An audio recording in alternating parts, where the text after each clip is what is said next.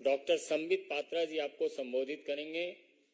मेरा विनम्र निवेदन है, पूर्वोत्तर के प्रभारी और राष्ट्रीय प्रवक्ता माननीय संबित पात्रा जी से आपको संबोधित करें।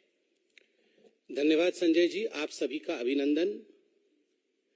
टीवी के माध्यम से आप सब देख ही रहे होंगे कि अरविंद केजरीवाल भाग गए। अरविंद केजरीवाल ईडी के समन से भाग रहे हैं। अरविंद केजरीवाल सच्चाई से सामना करने से भाग रहे हैं। He does not want to face the truth. जांच से भागना एक तरह से ये एक्सेप्ट करना होता है कि हां मैंने गलती की है। कमिटी के सामने, ईडी के सामने, एजेंसी के सामने पेश नहीं होना, ये एक तरह से कहीं ना कहीं डर को दिखाता है, स्वीकृति को दिखाता है कि हां मैंने गलती की है।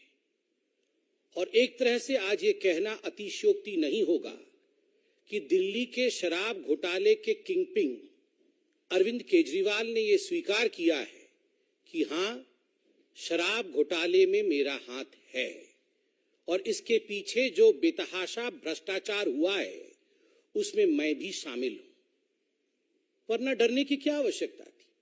सीना ठोक के जाते, ईडी के सामने बैठते, प्रश्नों का उत्तर देते और मुस्कुराते हुए, ड्रामा करते हुए बाहर चले आते, जैसा वो अक्सर करते हैं।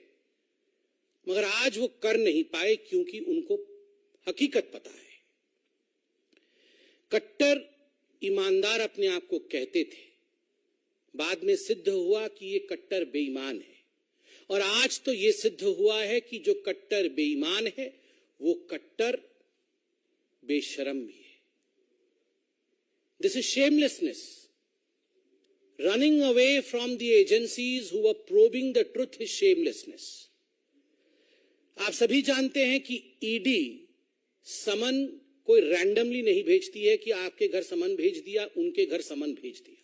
किसी भी संबंध में ईडी अगर समन भेजती है तो वो तथ्यों के आधार पर, एविडेंस के आधार पर, उसके आधार पर ईडी समन भेजती है। और हमें पक्का विश्वास है कि ईडी ने या कोई भी जांच एजेंसी जिसने अरविंद केजरीवाल को समन भेजा है, आधारों के बलबूते पर ही समन भेजा गया होगा। बहरहाल हम ये विश्वास रखते हैं, मीडिया में भी हमने देखा है कि ईडी भी शायद जवाब देगी। मगर यह विषय गंभीर है, जनता के प्रांगण में। This is a public issue and that's the reason as to why Bharatiya Janata Party, the world's largest political party, should also reply to this.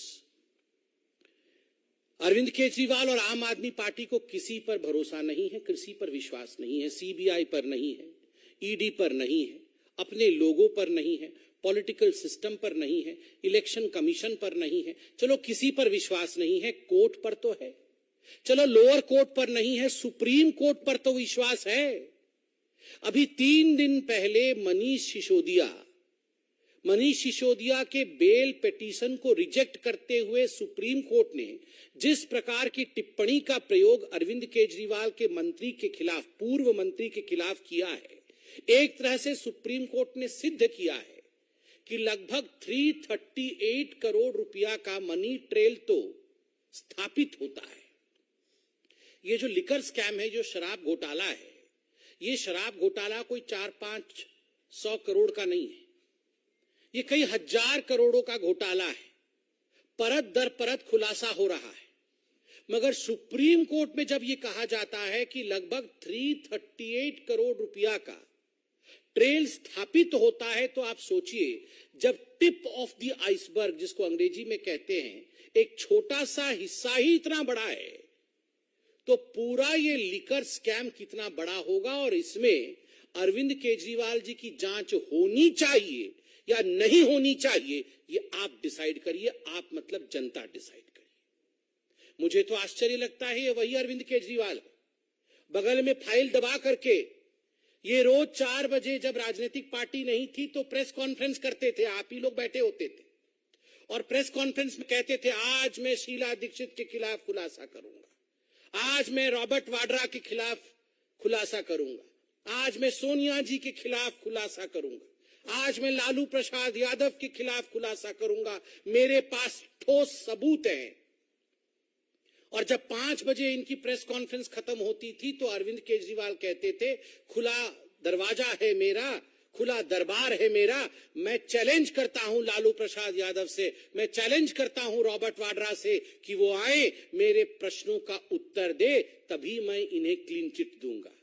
ये अलग बात है, अभी गलबइये कर रहे हैं इनके साथ घमंडिया अलायंस बनाया हुआ है। मगर ये सारी चीजें अरविंद केजरीवाल जी के खुद के स्टेटमेंट है। वाह अरविंद केजरीवाल जी, आप चंद कागजों पर सवाल लिख के लाते थे, उन सवालों के जवाब आप उस समय विपक्ष के और सत्ता की नेताओं से मांगते थे, वो तो ठीक था। आज देश की संवैधानिक जांच एजेंसी आपको सवाल के कटघरे में जब खड़ा कर रही है तो आप भाग गए, आप प्रस्तुत नहीं होना चाहते। आपने अपने चिट्ठी में क्या लिखा है, चिट्ठी भी लेकर आया हूं, आपने अपने चिट्ठी में लिखा है मुझे किस हैसियत से बुलाया गया है, एक इंडिविजुअल के हैसियत से, या official capacity as chief minister of Delhi, या नेशनल कन्वीनर ऑफ आम आदमी पार्टी, मुझे किस हैसियत से बुलाया गया है। अरे अरविंद केजरीवाल जी, ये जितने गागर बंद है ना अभी जेल के अंदर, चाहे वो मनीष सिसोदिया जी हो, चाहे वो संजय सिंह जी हो, चाहे वो सत्येंद्र जैन जी हो, ये सारे गागरों के सागर आप हैं। तो करप्शन के सागर के हैसियत से बुलाया गया है। आप जो जानना चाहते हैं कि किस हैसियत से आपको बुलाया गया है, as the ocean of corruption, as the source of corruption, from where corruption emerges in Delhi, जहां से करप्शन जन्म लेती है उसके बाद मनीष सिसोदिया जी तक पहुंचती है, जहां से उद्भव होता है करप्शन का और उसके बाद वो पहुंचती है सत्येंद्र जैन के पास, जहां से करप्शन आरंभ होता है और उसके बाद वो पहुंचती है संजय सिंह के द्वारे, उस सोर्स के रूप में आपको बुलाया गया है, एज दैट सागर, गागरों के सागर के रूप में आपको बुलाया गया है। और ये क्या वीआईपी सिंड्रोम है, मुझे क्यों बुलाया गया है, क्यों? आप क्या कानून से बड़े हैं? आप दिल्ली के सीएम हैं, क्या आप भगवान हैं? वैसे तो आपने कोई कोर कसर नहीं छोड़ी थी अपने आप को श्री कृष्ण इत्यादि बताने में, मगर क्या आप भगवान हैं जो आपको कोई एजेंसी नहीं बुला सकती है? और तो और मैं आज आपसे सवाल पूछना चाहता हूं, ये जो आपके डायलॉग्स होते थे ना, प्रेस कॉन्फ्रेंस वाले डायलॉग, डबल एक्सेल शर्ट पहन करके आप जो प्रेस कॉन्फ्रेंस करते थे और कहते थे कि ये मुझे पता है अब ये मनीष सिसोदिया को भी बुलाएंगे, मुझे पता है कि मनीष सिसोदिया बिल्कुल सच्चा है, बिल्कुल कट्टर ईमानदार है, मुझे पता है संजय सिंह कट्टर ईमानदार है। अरे आपको तो पता था कि ये सारे कट्टर ईमानदार थे, मगर इनमें से किसी को अभी तक बेल क्यों नहीं मिल रही है? 10 महीने हो गए अरविंद जी, 10 महीने हो गए मनीष सिसोदिया जेल की सलाखों के पीछे बंद है।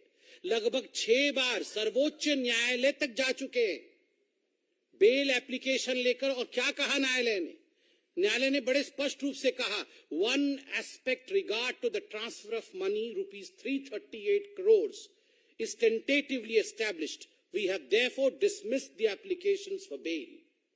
ये कहा है सुप्रीम कोर्ट ने मनीष सिसोदिया जी को लेकर। क्यों? इतने कट्टर ईमानदार थे अरविंद केजरीवाल जी आपके अनुसार, तो बेल रिजेक्ट क्यों हुआ? आप संजय सिंह जी के लिए कह रहे थे ये बड़े क्रांतिकारी नेता हैं, इनको फंसाया जा रहा है बीजेपी की ओर से।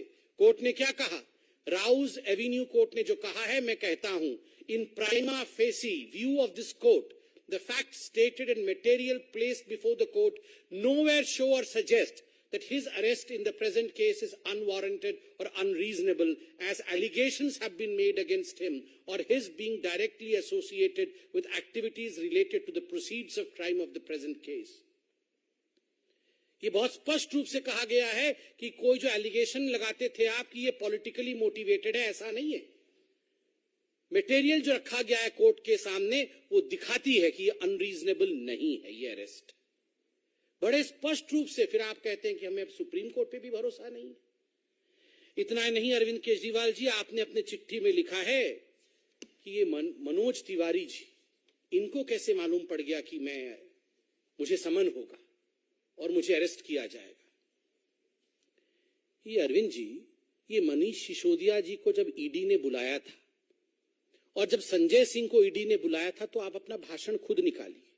आपने खुद अपने भाषण में कहा था, मुझे मालूम है ये मनीष सिसोदिया जी को छोड़ने वाले नहीं है, मनीष सिसोदिया जी को ईडी बुलाने वाली है और उसके बाद उन्हें गिरफ्तार भी करने वाली है।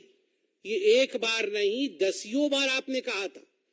2 बार कहने के बाद जब ईडी ने समन नहीं किया, 2 बार कहने के बाद भी जब ईडी ने गिरफ्तार नहीं किया, तो आपने कहा लगता है डेट बदल गया है, मगर होने वाला है, होने वाला है। संजय सिंह के समय भी आपने कहा था, मुझे मालूम है ये संजय सिंह जी को भी छोड़ा नहीं जाएगा, संजय सिंह के घर भी ईडी जाएगी, छापा होगा, गिरफ्तारी होगी। क्यों? आपने ईडी को कहा था क्या कि संजय सिंह जी को और मनीष सिसोदिया जी की गिरफ्तारी हो? आपने जो लॉजिक दिया है कि मनोज तिवारी जी के कहने पर ईडी ने ऐसा काम किया है, ठीक उसी लॉजिक से अगर हम सवाल पूछ दें कि जब आप कह रहे थे कि मनीष सिसोदिया की गिरफ्तारी होगी, तो क्या आपने ईडी को कहा था जाओ जरा मनीष सिसोदिया को गिरफ्तार करो? वैसे हो भी सकता है। मैं कोर्ट का कुछ स्टेटमेंट लेके आया हूं, सुप्रीम कोर्ट का। परसों जब रिजेक्ट हुआ मनीष सिसोदिया जी का बेल, तो सुप्रीम कोर्ट ने एक बहुत महत्वपूर्ण बात कही। सुप्रीम कोर्ट ने कहा, we are dismissing the application for bail of Manish Sisodiya, but we have made one pointed observation, which is that they have assured, they matlab ED, that they have assured that the trial will be concluded within 6 to 8 months. So within 3 months, if the trial proceeds sloppily or slowly, he will be entitled to file an application for bail. Supreme court ने कहा कि हमें ED ने कहा है कि 6 से 8 महीने के अंदर त्वरित गतिविधि करते हुए ये जो शराब घोटाले की जांच चल रही है उसे पूरा कर दिया जाएगा, और हमें भी विश्वास है पूरा कर दिया जाएगा। अगर धीरे धीरे इन्वेस्टिगेशन चले, ईडी अपनी पूछताछ में लचर रवैया अपना ले, ईडी अपने काम को धीरे धीरे या स्लोपीली करे, तो फिर आप कोर्ट में आकर एक केस करना। ईडी ने तो जल्दी जल्दी आपको जांच के लिए बुलाया। ईडी चाहती थी कि अरविंद केजरीवाल बतौर इस पूरे केस से जुड़े होने के नाते यथाशीघ्र पूछताछ में आए, तथ्यों को सामने रखे, ताकि 6 से 8 महीने के अंदर ये इन्वेस्टिगेशन कंप्लीट हो। मगर क्या कारण है कि अरविंद केजरीवाल कोऑपरेट नहीं कर रहे हैं, और क्या कारण है अरविंद केजरीवाल जी सुप्रीम कोर्ट के कहने के बावजूद ये केस जल्दी समाप्त हो उस पर ध्यान नहीं दे रहे? क्या मनीष सिसोदिया जी बेल में बाहर आए? क्या मनीष सिसोदिया जी अंदर ही रहे? क्या चाहते क्या है आखिर ये आम आदमी पार्टी के सुप्रीमो अरविंद केजरीवाल जी? मुझे तो आश्चर्य होता है, उन्होंने अपने पैराग्राफ में ये भी लिखा है चिट्ठी में कि दिवाली आ रही है इसलिए मुझे छूट दे दी जाए, क्योंकि मैं गवर्नेंस में भी हूं, मैं चीफ मिनिस्टर भी हूं, 2 हफ्ते के अंदर दिवाली आ रही है। वाह, आज दिवाली आ रही है तो ईडी आपसे पूछताछ ना करे, उसके बाद क्रिसमस होगी 25 तारीख को तो ईडी आपसे पूछताछ ना करे, फिर 31 तारीख को तो आपको न्यू ईयर मनाना ही होगा तो ईडी आपसे पूछताछ ना करे, फिर संक्रांति भी आ रही है 14 जनवरी को तो फिर ईडी आपसे पूछताछ ना करे। केवल इतना ही नहीं, आपने कहा मिजोरम में, मध्य प्रदेश में, तेलंगाना में, इन 5 राज्यों में चुनाव है इसलिए ईडी हमसे पूछताछ ना करे क्योंकि मैं रोड शो करूंगा। मतलब ये सारे त्योहार जब खत्म हो जाएंगे उसके बाद 24 का चुनाव भी आ जाएगा। मतलब ईडी अरविंद केजरीवाल से पूछताछ ही ना करे, क्योंकि कभी होली है कभी दिवाली है, और इसके प्रिटेक्स्ट में अरविंद केजरीवाल जी ईडी से भाग रहे हैं। ये केवल एक्सेप्टेबिलिटी है कि हमने चोरी की है। भारतीय जनता पार्टी ने डे 1 से 7 सवाल पूछे थे अरविंद केजरीवाल जी से, मनीष सिसोदिया जी से, संजय सिंह से। आज भी मैं जनता की ओर से ये 7 सवाल, ये दिल्ली की जनता नहीं, पूरे हिंदुस्तान की जनता की ओर से, भारत की जनता की ओर से ये 7 सवाल दोहरा रहा हूं। अरविंद केजरीवाल जी, आप जहां भी आज रोड शो कर रहे हैं वहां से प्रेस कॉन्फ्रेंस करके जवाब दे दीजिए ना। आप इस दूध का दूध और पानी का पानी कर दीजिए। इन 7 प्रश्नों का जवाब देके, प्रश्न नंबर 1, क्या अरविंद केजरीवाल जी ये हकीकत नहीं है कि दिल्ली के एक्साइज पॉलिसी का इतिहास में पहली बार इस प्रकार का रवैया रहा कि जो शराब के ठेकेदार थे उनका कमीशन 5% से बढ़ा करके 12% किया गया?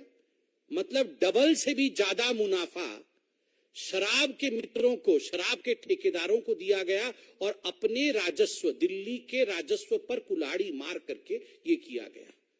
और यह भी बात सामने आई है कि इसमें से एक बहुत बड़ा हिस्सा पीछे घूम करके मनी ट्रेल के माध्यम से, मनी लॉन्ड्रिंग के माध्यम से आम आदमी पार्टी के अकाउंट में ही जा रही थी। दूसरा सवाल, जब आपने नई शराब नीति लागू की उससे पहले एक कमेटी बनाई गई थी एक्साइज डिपार्टमेंट के एक ऑफिसर राजीव धवन जी की अध्यक्षता में। उस कमेटी ने जो रिकमेंडेशन दिए थे कि होलसेल का काम सरकार को अपने पास रखना चाहिए, दूसरों को नहीं देना चाहिए, आपने एक्साइज डिपार्टमेंट के ऑफिसर के उस कमेटी के प्रावधानों को और उनके सजेशंस को दरकिनार करके न्यू एक्साइज पॉलिसी क्यों लागू किया, किसके फायदे के लिए किया? तीसरा सवाल, क्या यह हकीकत नहीं है अरविंद केजरीवाल जी कि आपने ब्लैक लिस्टेड कंपनी जिनको कभी ठेका नहीं देना था उनको भी आपने ठेका दिया? चौथा प्रश्न है, कैबिनेट के नोट के बिना, कैबिनेट के मंजूरी के बिना इन शराब के ठेकेदारों का जिन्होंने आपको मोटा माल दिया था उनका 144 करोड़ रुपया आपने लाइसेंस फी का माफ किया। आखिर क्यों माफ किया बिना कैबिनेट के रिकमेंडेशन के? पांचवा सवाल, ये न्यू एक्साइज पॉलिसी, नई शराब नीति आने से पहले अरविंद केजरीवाल जी किस प्रकार प्रेस कॉन्फ्रेंस करते थे? इतिहास हो जाएगा जी, पूरा विश्व देखता रह जाएगा, आपकी आंखें फटी रह जाएंगी, इतनी पैसे आ जाएंगे, इतने पैसे आ जाएंगे, इतना प्रॉफिट होने वाला है। फिर क्या कारण था कि 10 महीने के अंदर जैसे ही सीबीआई को नोटिफाई किया एलजी ने, आपने आनन फानन में बिना कैबिनेट की बैठक किए जिसको लागू किया था उसी एक्साइज पॉलिसी को आपने वापस ले लिया? क्या कारण था और किस हैसियत में किया? इंडिविजुअल के हैसियत से, सीएम के हैसियत से, या फिर आम आदमी पार्टी के चीफ के हैसियत से? इसका भी जवाब दीजिए। छठा सवाल, ये सारा कुछ मैन्युफैक्चरर्स रिटेल में नहीं जाए, ये तो कानून है, आपने कानून को ताक में रखा, मैन्युफैक्चरर्स को रिटेल में भेजा, जिसके कारण कार्टेलाइजेशन हुआ या नहीं हुआ? इसका जवाब आप दीजिए। और सातवां और अंतिम सवाल, जो एयरपोर्ट अथॉरिटी ऑफ इंडिया थी उसने एयरपोर्ट के पास जो शराब के ठेके खुलने वाले थे उन ठेकों को एनओसी नहीं दिया। जो 30 करोड़ रुपए दिल्ली सरकार ने लाइसेंस के एवज उनसे लिया था उसको आपने वापस क्यों कर दिया, जबकि वो पैसा जब्त होना था? ये 30 करोड़ रुपए आपने अपने मित्रों का वापस क्यों किया? इन सातों प्रश्न का जवाब अरविंद केजरीवाल जी, यहां पर करप्शन का कैंपेन करने के बाद आज आप रोड शो करने गए हैं, करप्शन शो करने के बाद रोड शो करने गए हैं। आप रोड शो के बाद प्रेस कॉन्फ्रेंस करके अगर इन सातों प्रश्नों का सटीक उत्तर दे देंगे तो हमें लगता है शराब का शराब और पानी का पानी हो जाएगा। हम सब इंतजार करेंगे इन प्रश्नों के उत्तर का। अरविंद केजरीवाल जी, भागिए मत, छुपिए मत, डरिए मत। अगर आपने गलती नहीं की है तो आपका बाल भी बांका नहीं हो सकता है, और अगर हां आप किंग पिंग हैं तो कितना भी भागने की कोशिश करिए, कहीं भी आप रोड शो करिए, एक ना एक दिन करप्शन शो होके ही रहेगा। बहुत बहुत धन्यवाद मित्रों। रविकांत राय, times now Bharat.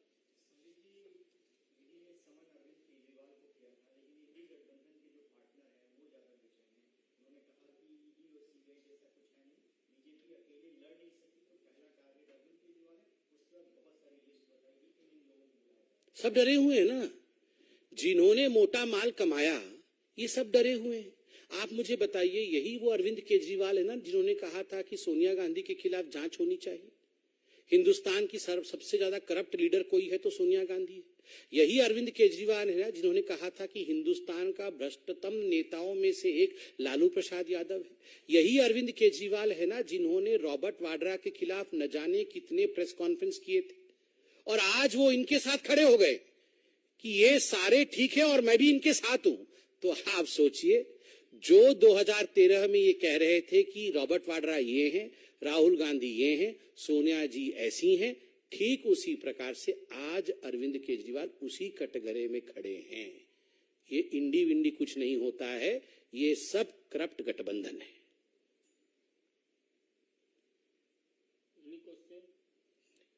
Thank you.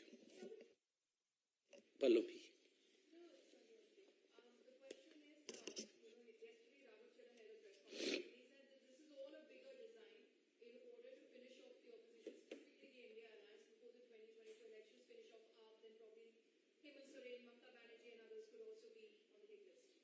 If it's a bigger design, don't fall for the design. Go and answer, go and meet the ED, go and answer the questions. The best way is not to run away. The best way is to face the truth. If the agency of the country has called you for questioning, face them. Don't you have faith on the courts of this country? Don't you have faith on the highest court of this country, that is the Supreme Court? If you have any doubt, go there. But astonishingly, the Supreme Court has nearly, in fact, stated the fact that we have found a trail of 338 crore as of now. So of course they don't have the answers. Thank you.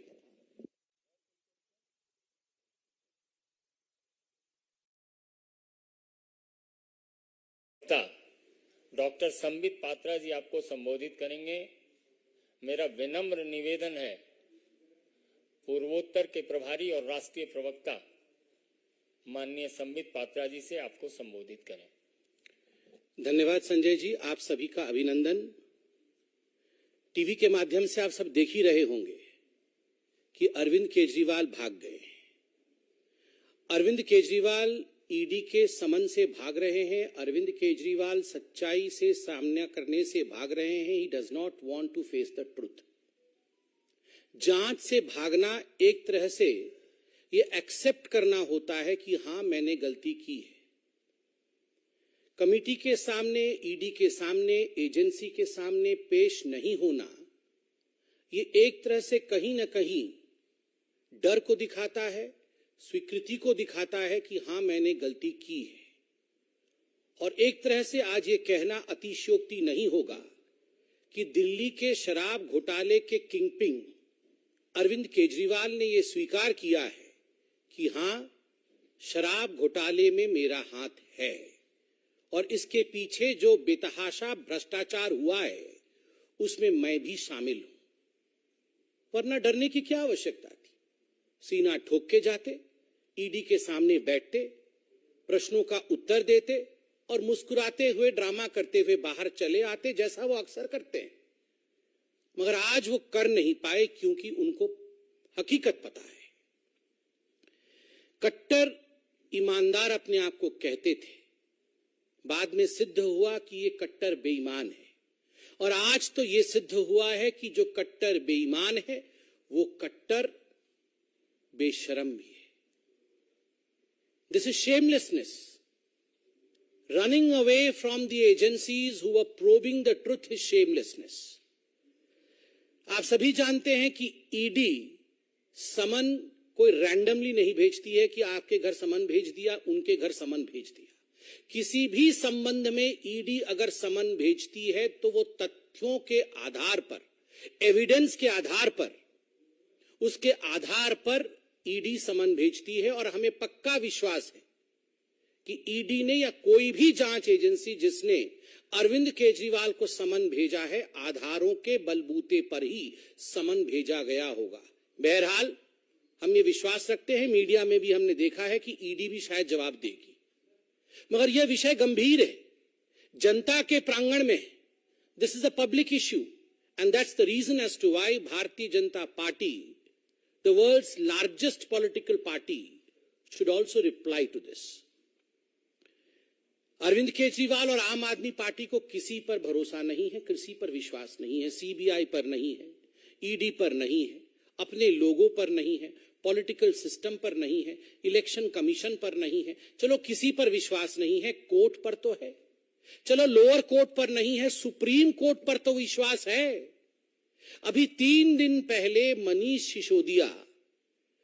Sisodia के bell petition को reject करते हुए supreme court ने जिस प्रकार की टिप्पणी का प्रयोग अरविंद केजरीवाल के मंत्री के खिलाफ, पूर्व मंत्री के खिलाफ किया है, एक तरह से सुप्रीम कोर्ट ने सिद्ध किया है कि लगभग 338 करोड़ रुपया का मनी ट्रेल तो स्थापित होता है।